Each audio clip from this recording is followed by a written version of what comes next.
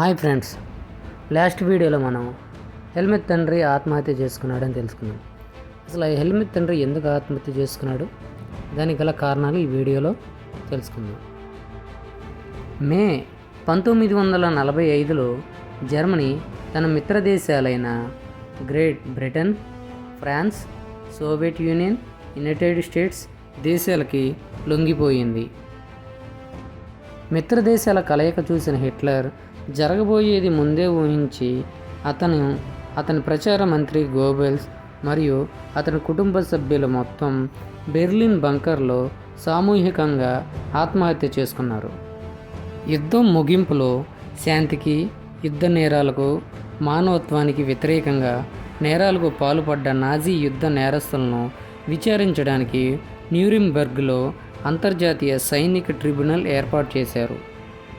యుద్ధ సమయంలో జర్మనీ అనుసరించిన విధానాలు, ముఖ్యంగా మానవత్వపు వ్యతిరేక నేరాలుగా పిలువబడుతున్న చర్యలపై అనేక నైతిక ప్రశ్నలు ఉత్పన్నమయ్యాయి.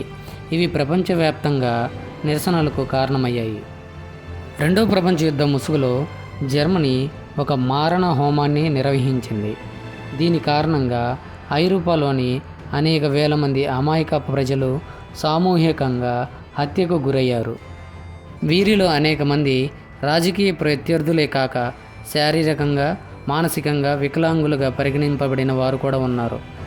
6 మిలియన్ల మంది యూదులు, 2 లక్షల మంది జిప్సీలు, 1 మిలియన్ పోలాండ్ పౌరులు, 70,000 మంది జర్మన్లు ఉన్నారు. నాజీలు ప్రజలను చంపడానికి అంతకు పూర్వం అనుసరించిన మార్గాలను ఎంచుకున్నారు. అజ్విట్స్ వంటి వధించే కేంద్రాల్లో గ్యాస్ పంపడం ద్వారా చంపడం జరిగింది. 11 మంది ప్రముఖ నాజీలకు మాత్రమే న్యూరింబర్గ్ ట్రిబ్యునల్ మరణశిక్ష విధించింది. ఇంకా చాలామందిని జీవిత ఖైదు చేశారు.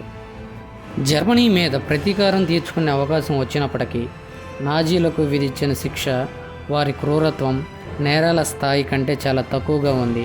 ఓడిపోయిన జర్మనీపై మొదటి ప్రపంచ యుద్ధం తర్వాత మిత్రపక్షాలు కఠిన వైఖరి అనుసరించాలనుకోలేదు. మొదటి ప్రపంచ యుద్ధం చివరిలో జర్మనీకి కలిగిన అనుభవమే మళ్ళీ నాజీ జర్మనీని ఉన్నతికి కొంత మేర కారణమని ప్రతి ఒక్కరూ భావించారు.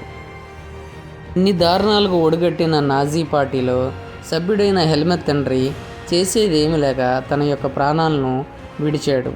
ఇలాంటి మరిన్ని ఇంట్రెస్టింగ్ వీడియోస్ కోసం మన ఛానల్ని సబ్స్క్రైబ్ చేయండి, షేర్ చేయండి, లైక్ చేయండి. జై హింద్.